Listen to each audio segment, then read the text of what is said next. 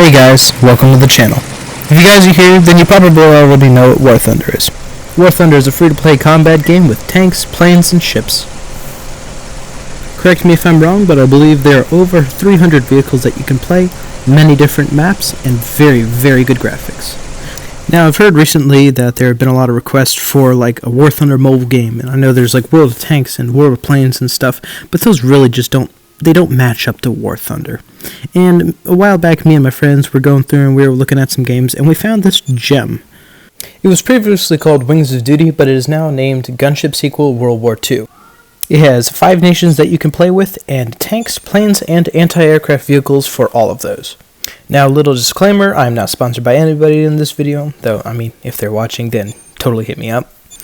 Now, as you guys can see, there are a decent number of vehicles for each of the things. Some nations have far more vehicles than others, especially USA and Germany, as you can see. The German tech tree, at least for the fighter variants, that goes all the way up to the Me-262, going through a bunch of Bf-109 variants, and for the Americans, the fighter tech tree goes from, like, the P-35 Seversky all the way up to the P-51D.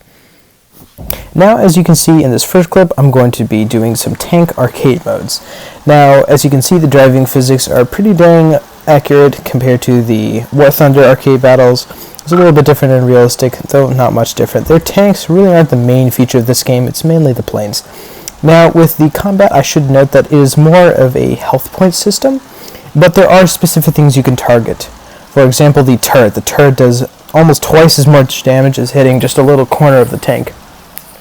Now, as you can see here, he barely clips me, and I, of course, miss.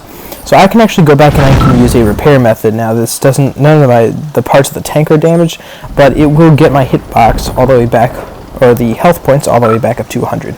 Now, after hitting him a couple times in the turret, I think he's pulling back to repair, but he doesn't pull back far enough. I come back out, clip him in the turret one more time, and he goes to dynamite. Anyways, there are objectives like the flags and everything, but it's really not like War Thunder where you can kind of go touch it and move on.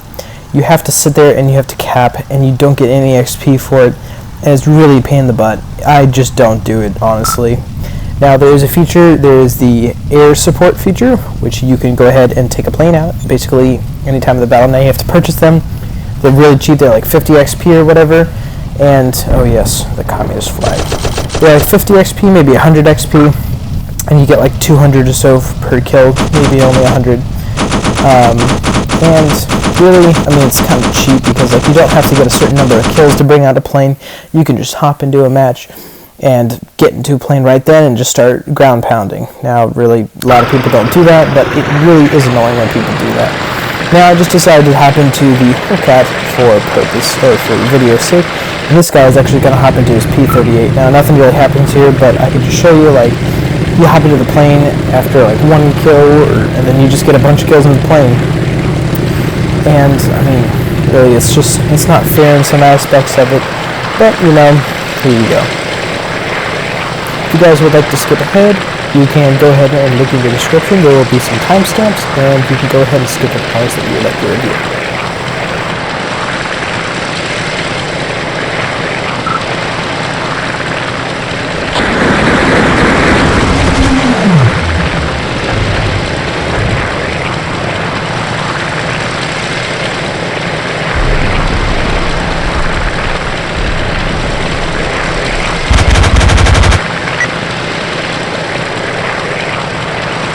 Alright, now that match is finished up, I'm going to go ahead and hop into an air arcade mode.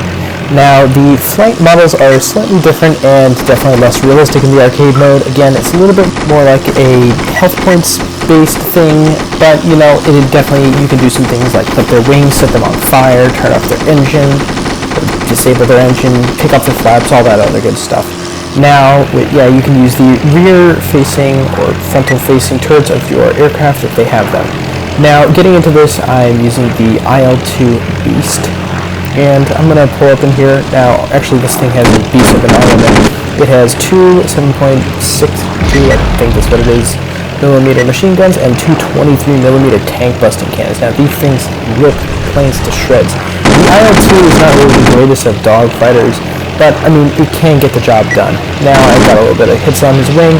didn't really do anything, kind of did a little bit of damage to him, probably damaged his flight model. Now he's going to do a split S, that's what I think it is, but he's lost a little bit of energy there, and he actually ends up trying to pull up and goes in for a stall. Now at this point, if I'm up to start my own plane, I just go in, get a couple hits on him, set him on fire, and down he goes. And it automatically tallies the kill. Most times people don't survive from that. Sometimes they do, occasionally. But anyways, now I'm going to pull up. There's this F4F Wildcat that's coming at me. I'm going to go down for him. Alright, he's going to pull around. Probably distracted by one of my teammates. I'm going to pull it around. I'm going to pepper him. And then I'm going to fully lay onto him with all of my power. The IR2 Beast, and rips him to shreds.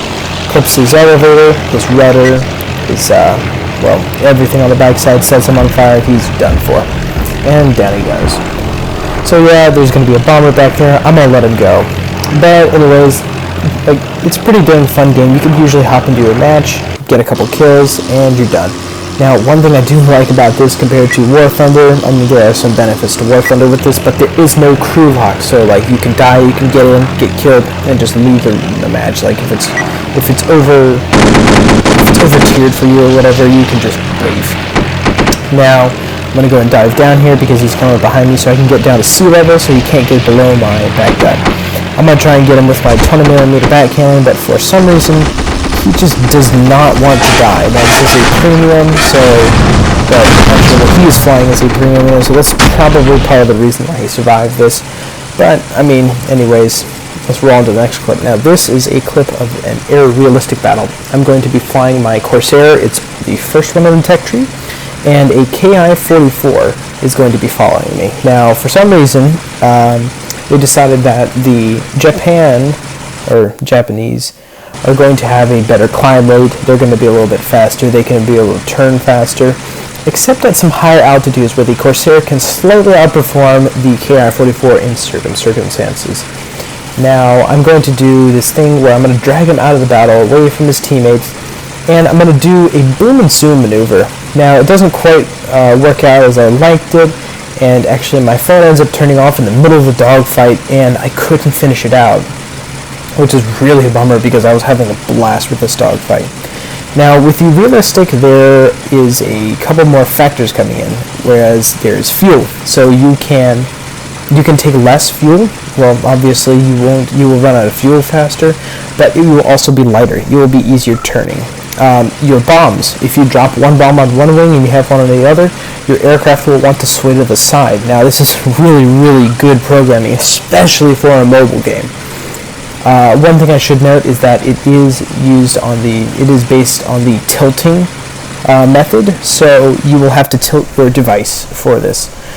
I don't think you can use a controller for it, which is a bummer. It would really be good. I asked them one time for controller support, but they didn't really get back to me. That's another thing, is their customer support really isn't the best, but honestly, they deliver a good product. But anyways, we're going to go into here. I'm going to go ahead and do my boom zoom maneuver. I'm going to go down, and he is going to go into this vertical maneuver. I'm going to try and follow him. I end up stalling out a little bit, but I just can't turn in time, and really a couple 50s on him, doesn't really get any hits. Alright, so now I actually make a really bad mistake as I go for a slight turn, I take off my flaps, and then I go back and I recommit to the turn. Now, I did gain a little bit of speed, so I didn't really stall out as quick, but it was a bad move. I should have just committed. Now, he's going to turn into me. I do not want to get into a turn fight with this guy, so I'm going to try and either go up or I'm going to go down. Now, in this case, I'm actually going to fly straight. Not really the smartest thing. I'm going to get a little bit of speed. I'm going to come up, and I'm going to curve around. I'm going to do this thing called a high yo-yo, and then I'm going to come in, and I'm going to merge with him. I actually learned some of these tactics from Green Fury. I'll link him down in the description. Not really related to this video, but honestly, really good guy for dogfighting tactics. Not really exactly for this game. It's more for War Thunder realistic air battles, but honestly, still a really, really, really good dogfighter. Alright, so he gets on my tail. I'm going to go ahead and do my boom zoom maneuver. Probably not the smartest with him right behind me. Now he's going to come up. He's going to try and get me with his 20 mils. He overshoots. Alright, now is my chance to take hold of the situation, but then my phone decides to stop. Actually, I think I hit the power button. I was really not happy with this. But yeah, anyways, that about wraps up the video. Now, there is one more mode which you can tinker with. There is the historic mode. Now, this is kind of a combination. in my opinion, the worst of both worlds. It adds the less realistic combat with the flight physics and everything, but it also has the factor of fuel and guns. Your guns, also in arcade mode, they can reload. In historic, they cannot unless you go to an airfield or an aircraft carrier, or you just respawn. Also, another factor I forgot to mention in realistic is that you also have to deal with the G-force. So if you go into a turn and you have a lot of speed going on, you will black out, especially if you do negative Gs. You will also black out.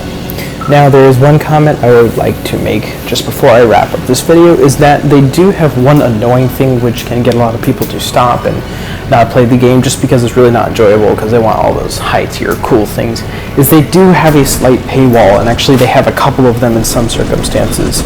You can usually unlock one or two of the first planes, especially fighters, definitely like the dive bombers, but once you get one or two of those planes on those lines, they hit you with a little paywall. Usually it's about like $50 or $1. Then you can get another one or two planes, sometimes even three, and then they hit you with another one. Sometimes it's a double barrier, and then you can usually get back, and then it's usually a pretty high one for the last plane, like the ME-262 or the P-51D, or whatever is going to be the top one at the time that you're watching this video.